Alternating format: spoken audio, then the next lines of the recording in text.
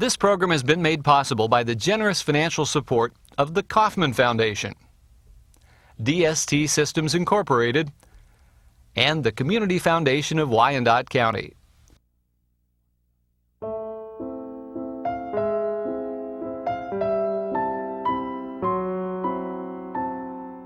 For the first century of its life, Kansas City, Kansas did much of the hard work for its bigger and better-known namesake across the river in Missouri, and did it well. The jobs attracted immigrants from Europe, migrants from Mexico in the South, and rural Americans looking for a better life. In the unpretentious words of KCK, these various peoples came together as a community. We had the amenities. I mean, there weren't any wants that I saw. I mean, we had a thriving downtown area. We walked there all the time to go shopping. We had 3 movie theaters on Minnesota Avenue. We used to go up to the Avenue Theater or the old Granada Theater or the old Electric Theater. We'll go to movies, and of course there was some restaurants up there at that time. One thing nice about the community, it's very diverse. You know, the high school I went to was probably 60% white, 20% Hispanic, and 20% African American. So, you know, my good buddies were all racially mixed, and you know, we grew up in just a different kind of neighborhood, and it was great.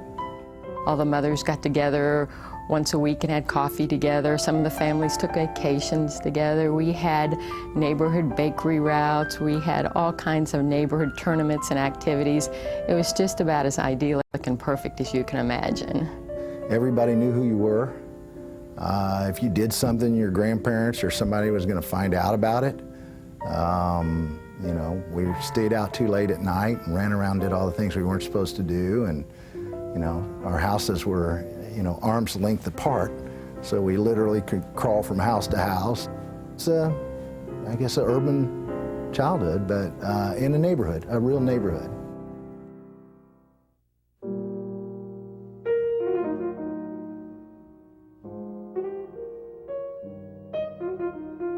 The 60s and 70s were hard on Kansas City, Kansas, as they were on many cities. But here, the awkward sharing of power between city and county made a meaningful response almost impossible. KCK always enjoyed a pretty healthy machine. Both Wyandotte County as a governmental unit, Kansas City, Kansas, there were an awful lot of people who owed their career success to involvement in one or the other of those governments. You always had the courthouse on the west side of the street and the city hall on the east side of the street, and they weren't working together too well at all. You know, I wouldn't open another factory across the street from my factory, you know, so why would we have two governments serving basically the same areas sitting across the street from each other? And everything over there was politics, you know, connected to it. Even the person who was a street sweeper seemed to have been in a political job, you know, almost everything. You name it from top to bottom, it was almost, if you was working, had anything to do with the city, it had something to do with politics. We had this attitude of the bureaucrats of sending us back and forth across the street, and we couldn't get anything done. Literally, you had to fight to get a street sign put up. When you begin to see the community crumbling all around you, people moving, empty houses, and streets not being properly paved and that kind of thing, it kind of gets to you, you know. We lost, I don't know how many folks out to Johnson County and probably Douglas County and Leavenworth counties. They just started, it was a mass exodus to other places.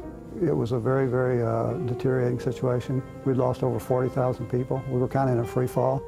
So as I would start traveling around, I'd start taking another look at my community. And then I started thinking about the numbers of my cousins. There were 11 in my mother's family, so I had a lot of cousins. And thinking of the numbers of cousins who still resided in Kansas City, Kansas, it was just a handful of us. Everybody was leaving, the taxes were skyrocketing, and the valuations were plummeting. Every demographic that you could look at was bad.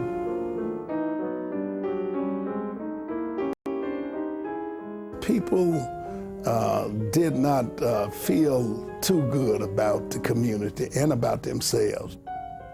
We were just floundering. I think our leadership for a lot of years, in my opinion, had tried to just push problems under the rug and act like they weren't there.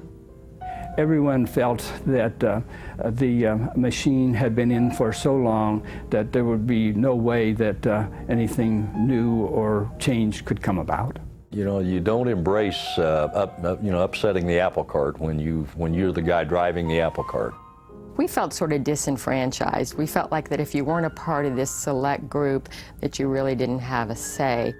As a business owner and as a resident, I was seeing the effects of rising taxes, the blight in our town, and it occurred to me that there's got to be some different way of doing this.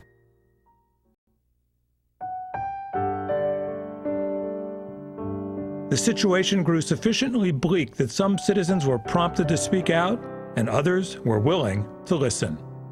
Real change never does take place when the people are happy with their government. I kept thinking about how they were organized, and again, that the city was 86% of the county or something I found at the time, and we have all of these like departments across the street from each other. We should be able to do something about it. So I wrote an article, editorial in the KCK, Kansas newspaper about forming a single county legislature. The first thing I did was I made a speech at a civic organization that I knew would be covered by Bob Friskel, a reporter for the Kansas, and I knew I'd get a little press out of it. Shortly after that, I read an article about a guy named Mike Jacoby, a retired military guy, was going around town talking about consolidating the city and county government. So I called him, and we decided, they aren't going to change themselves. They, being the city and county government, aren't going to change themselves. So maybe we can try to change them. Kevin Kelly and Mike Jacoby are two of the most persistent, tenacious individuals I've ever met. When I heard what Kevin Kelly was trying to do, I called him up and said we'd support the effort, because we all knew that not only changing the government to where to start working has to not be national and state, but also local level, and our government sure wasn't working. I started hearing about it from friends within the community. A lot of it with, I talked to this guy named Mike Jacoby, and he's talking about consolidation, and you need to talk to him sometime. It makes some sense. People said it can't get worse. Well, of course it can get worse. I've been to Jersey City, New Jersey. I've been to East St. Louis. I've been to communities that were in far worse shape, and we were headed that way. So what else are you going to do? That started about a 4-year process of every day, going somewhere and speaking, making phone calls, going to community meetings, going to neighborhood meetings, doing research first, researching what was consolidation about and how could did it apply in our community. I backed up Kevin Kelly and went with him any place he said he'd go, any place and anywhere, and speak about this issue. We talked every morning on the phone, probably at 8 o'clock daily for a year and a half or so, I suppose. I didn't have to worry about it. I wasn't going to be on my own in dealing with this process of consolidation, that he was a dependable friend. And we formed a bond that to this day, I will die with that bond. We'll just keep doing this until we can't do it anymore. And I don't know how long that might have been. We didn't have to find out. We only had to do it for about 5 years.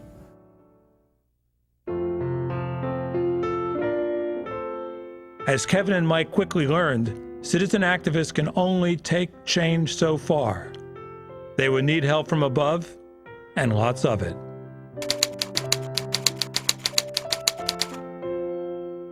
It was at the state legislature, and we were trying to get a bill passed to create an opportunity for an election for a consolidated government in Kansas City, Kansas, Wyandotte County.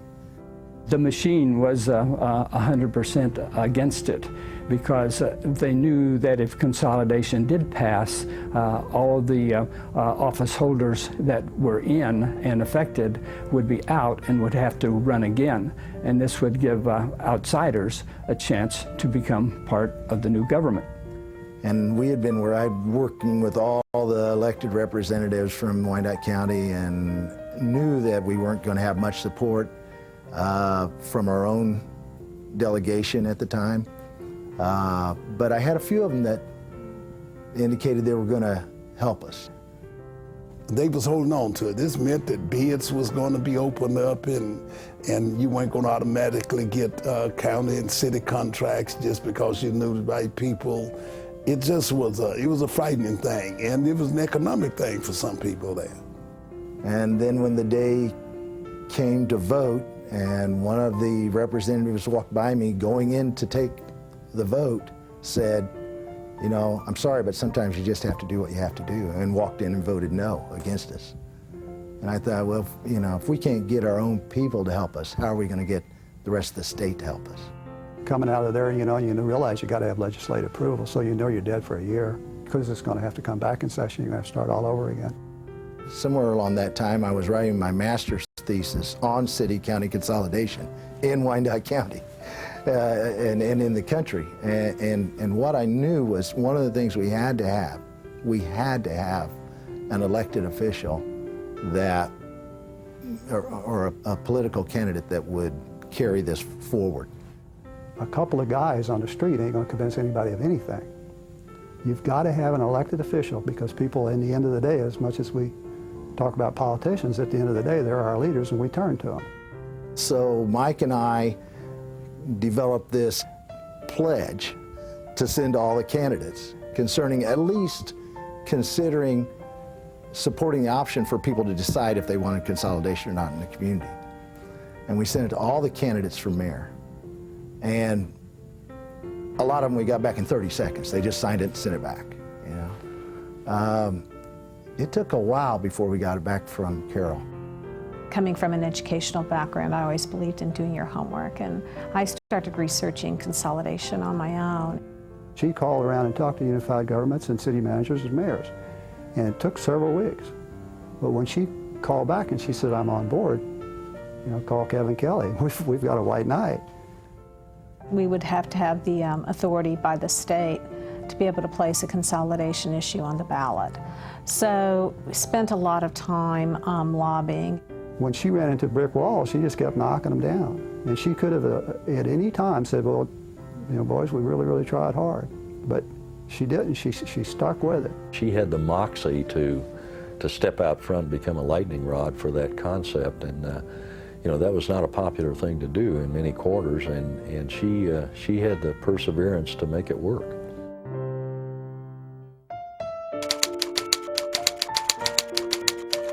This largely Democratic county would need lots of help, not only from the business community and the media, but also from the Republicans who controlled the State House and Senate. Mayor Marinovich was not afraid to ask.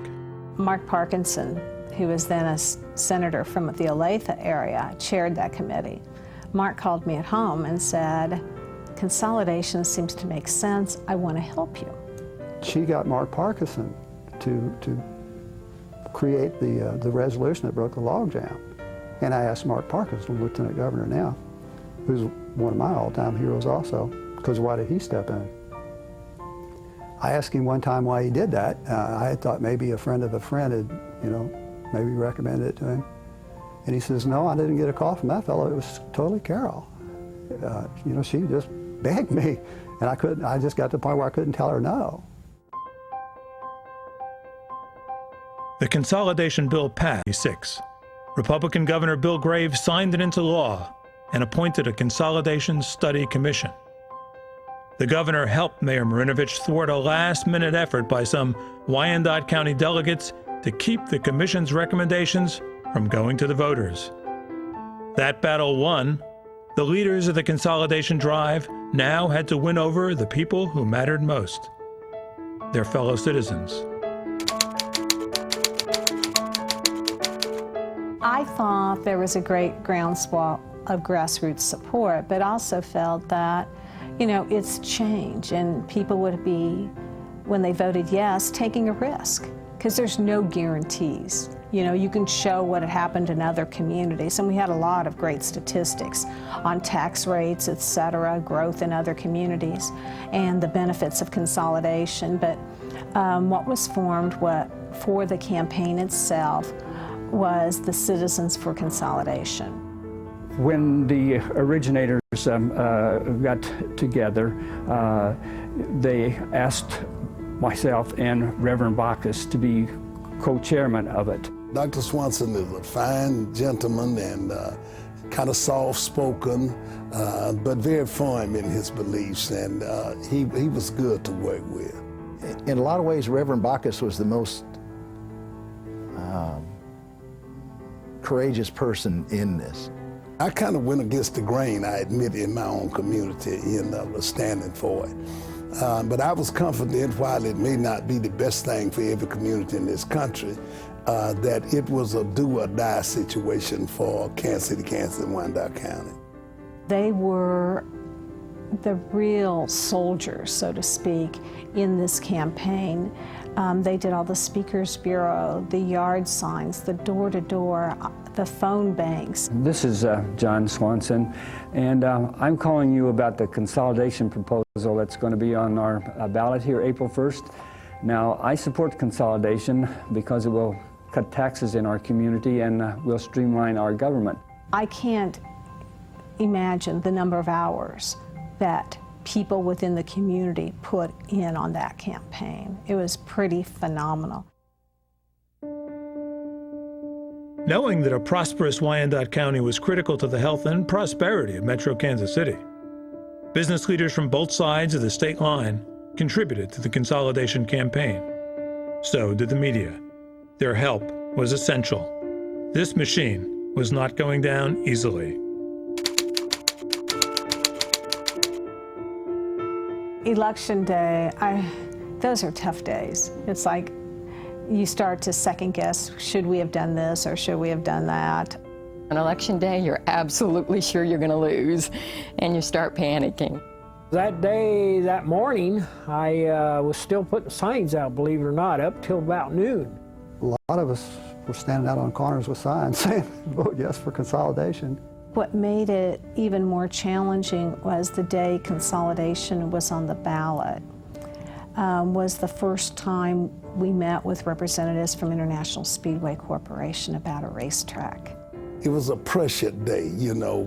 People was talking about it wasn't gonna make it, and we were hoping that it did make it. So we finally gathered at the headquarters there, somewhere around 47th and Parallel, and waited for the count to come in, but we was on the edge. Hundreds of people were there. We were all kind of packed into this little office, you know, it was a little storefront. And the, you know, the early votes came in, and I thought, well, you know, that this is going to get a lot closer. We were cautiously optimistic. We were praying for 51%, and you know, ended up at 60. 12,580. It was a good feeling after all that work. I think we felt hope for the first time in a long time. So it was a very hopeful, euphoric feeling. I'll never forget that night. Well, I was just simply overjoyed, to be personal. Everybody was happy. I guess that's what I want to say. Everybody was tickled to death when we started. We knew we were winning. We were ecstatic. You know, and you have to think, there were a number of elected officials there that night, primarily from the city. We had strong support from a number of the members of the then city council. And I really have to give them really high marks, because several of them were on the ballot that very same day being reelected. And they supported consolidation, knowing that if it passed and they were reelected, they'd have to immediately turn around and run for election again. We depended on hundreds of volunteers to make this happen. And most of them were there in that little room that night. So it was really as strong a sense of community as I think I've ever felt. I believe Kevin and Mike were simply motivated for the community. And I think opposition really had a hard time understanding that.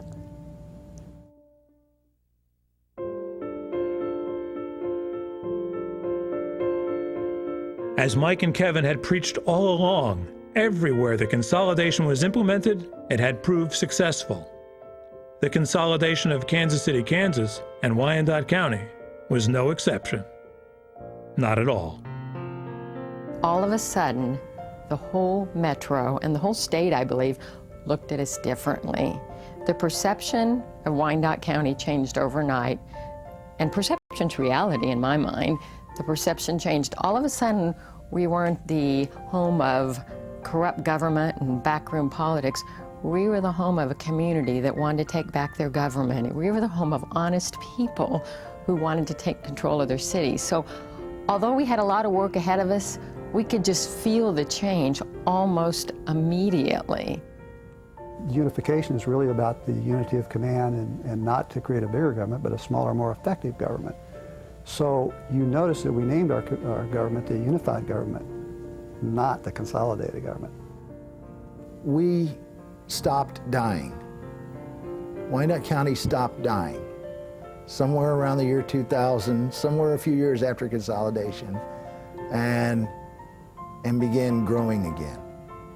The numbers of people, the activities, the businesses, all the expansion. We quit dying and started living and started growing again. Now, you can actually feel the pride among people. People aren't embarrassed to say they're from Wyandotte County, they've lived here all their lives, they're proud to be here. And people are coming back to our city, they're moving into our city again, they're bringing their business, which is quite obvious. It gets maybe easier when you get the ball rolling. When people on the West Coast are talking about development in Wyandotte County, when Disney is talking about the possibility of coming to Wyandotte County, things get easier. You've got credibility. We've now become a destination. Who would have thought 10 years ago that Kansas City, Kansas and Wyandotte County would be a destination attracting over 10 million visitors a year?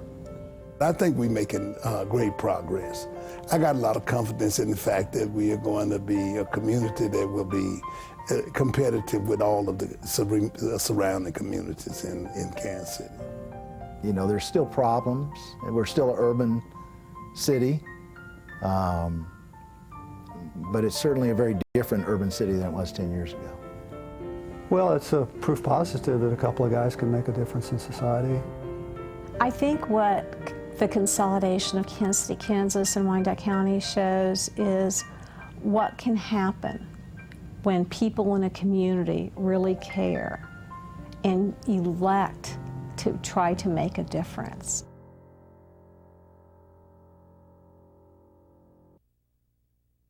This program has been made possible by the generous financial support of the Kaufman Foundation, DST Systems Incorporated, and the Community Foundation of Wyandotte County.